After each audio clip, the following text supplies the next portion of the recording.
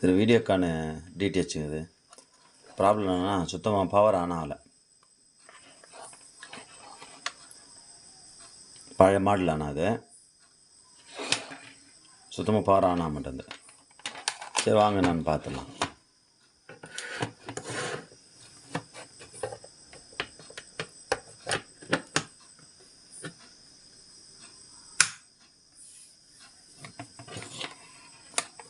இப்போ ஒன்றுமே இல்லை, சுத்தமாக லைட்டே இல்லை, ஆன் பண்ணி தான் இருக்குது. பவர் வந்து உள்ளே இதாக மாட்டேங்குது, லைட்டே எரிய மாட்டேங்குது.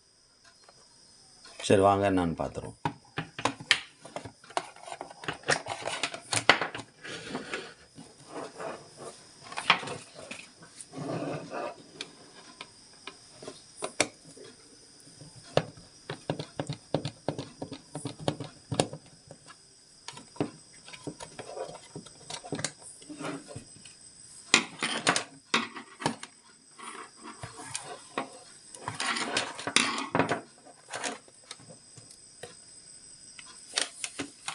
பாக்ஸை பிரிச்சுட்டு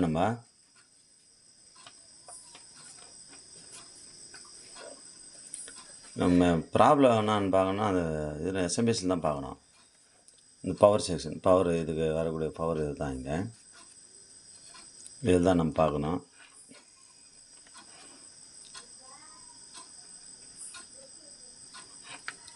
சரி வாங்க, இதில் வந்துட்டு இந்த வோல்ட்டு எதனா வருதா நான் அளந்து பார்த்துருவோம்.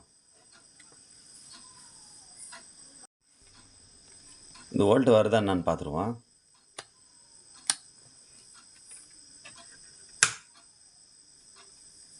இந்த கிரவுண்டு வந்து இதில் கொடுத்துருங்க. இந்த இது இருக்குது பாருங்கள், ஆர்எஃப் பின்னு, இதில் கிரவுண்டு கொடுத்துங்க. இங்கே ஒரு டயோடு இருக்குது.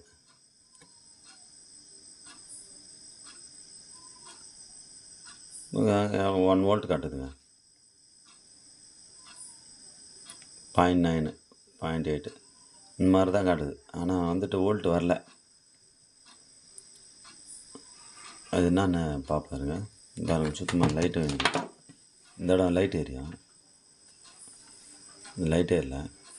இதில் பாருங்கள், உத்து பாருங்கள், இதில் ஒரு கெப்பாசிட்டர் உப்பி போயிருக்கு பாருங்கள்.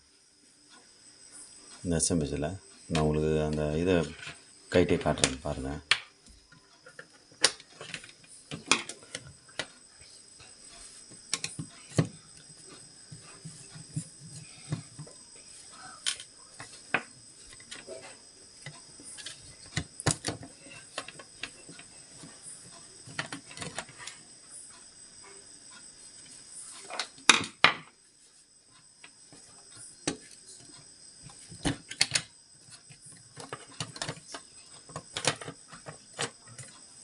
இப்போ எஸ்எம்பிஎஸ் இது தனியாக எடுத்துட்டோம்.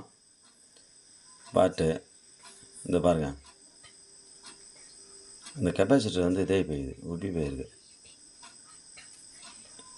இது நல்லாயிருக்கு, மற்ற கெப்பாசிட்டர்லாம் நல்லாயிருக்கு. தொட்டு பாருங்கள், கெப்பாசிட்டர் நல்லாயிருக்கு. ஒருவேளை இந்த கெப்பாசிட்டர் ப்ராப்ளம் கூட வராமல் இருக்கும். இந்த கெப்பாசிட்டரை மாற்றி பார்ப்போம்.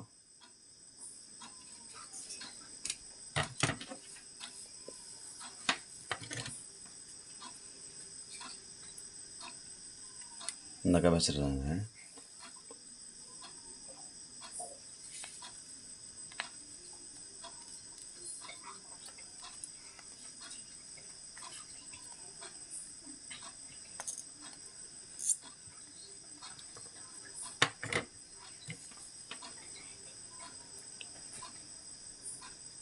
இந்த வேல்யூ பாருங்கள்,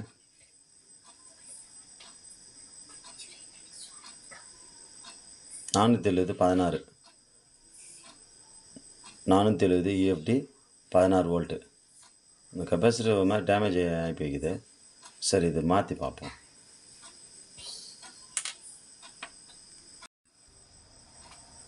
அதே வேல்யூவில் தான் இப்போ நம்ம எடுத்துருக்கோம். 470 16 அதே வேல்யூவில் தான். இது போட்டு சால்டிங் பண்ணி பார்ப்போம். ஏன்னா கெப்பாசிட்டரு பல்ஜாக இருந்ததுனா அது வந்துட்டு பவர் சரியாக இதாகலை. அதனால் நமக்கு என்ன ஆகும்னா அந்த பவர் வந்துட்டு வெளியே வராது. கெப்பாசிட்டன்ஸு கரெக்டான வேல்யூ இருக்கணும். கரெக்டாக வந்து வேலை செய்யணும்.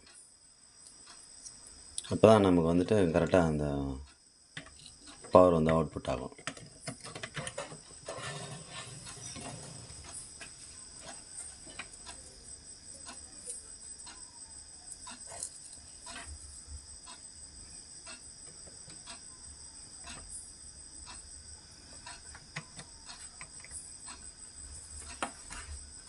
சாலிமர் கரெக்டாக அந்த ப்ளஸ்ஸு மைனஸு பார்த்து கரெக்டாக பண்ணுங்கள்.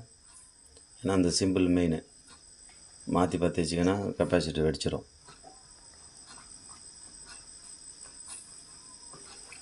அது போட்டு ஆன் பண்ணி பார்த்துருவோம்.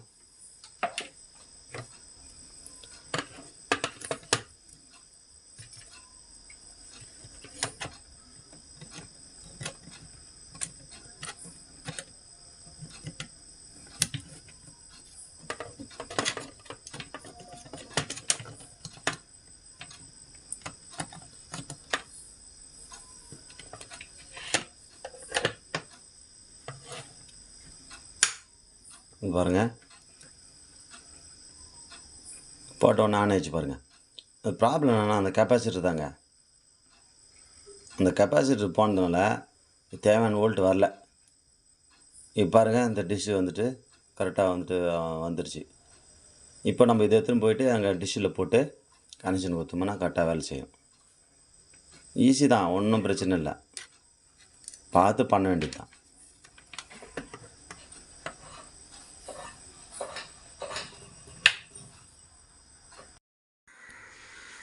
வீடியோகான் டியூட்டி வச்சது பாருங்கள். டிஷ்ஷிலேருந்து கனெக்ஷன் கொடுத்துட்டேன். டிஷ்ஷிலேருந்து கனெக்ஷன் கொடுத்தாச்சு. இது ஏவி ஒயரும் ஆடியோ ஒயரும் போட்டாச்சு. வீடியோ ஆடியோ ஒயர் போட்டு கனெக்ஷனு கொடுத்துட்டேன். இப்போ நம்ம ரெடி பண்ண பாக்ஸ் தான் இது.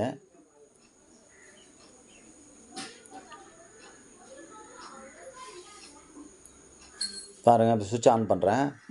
லைட் ஏறுது பாருங்கள். லைட் ஏறுது. நான் செக் பண்ணி பார்த்தேன், இது வந்து கிளியராக வேலை செய்யுது. ஏற்கனவே செக் பண்ணி பார்த்துட்டு தான் இப்போ நான் உங்களுக்கு வீடியோக்காக திரும்ப போகிறேன். நான் இங்கே பாருங்கள், D2H அப்படின்னு வந்துருச்சு. இப்போ வந்து செட்டாப் பாக்ஸு கிளியராக நமக்கு வந்து வேலை செய்யுது. ஏன்னா அது வந்து அடுத்து நம்ம தெரிஞ்சவர் எடுத்து கொடுத்தாரு. இந்த மாதிரி இந்த டிஷ்ஷை சுத்தமாக வேலை செய்யலைங்க, கொஞ்சம் பார்த்து இது பண்ணி கொடுங்க அப்படின்னாரு. சரின்னு சொல்லிட்டு நான் கைட்டி பார்த்தேன். அதுதான் ஒன்றும் பிரச்சனை இல்லை. அதில் ஒரே ஒரு இந்த கெப்பாசிட்டர் தான் போயிட்டு இருந்தது. அந்த கெப்பாசிட்டர் எடுத்துட்டேன். எடுத்து வேறு ஒரு கெப்பாசிட்டர் மாற்றினோன்னே நமக்கு ஓகே ஆயிடுச்சு. பாருங்கள், கிளியராக இருக்குது, ஒன்றும் ப்ராப்ளம் இல்லை. வாய்ஸும் நமக்கு கிளியராக வந்துச்சு, எந்த ஒரு ஃபால்ட்டும் கிடையாது. உங்கள் தலைமையில் தான் எல்லாமே நடந்திருக்கு. எனக்கு இவரை நல்லா தெரியும்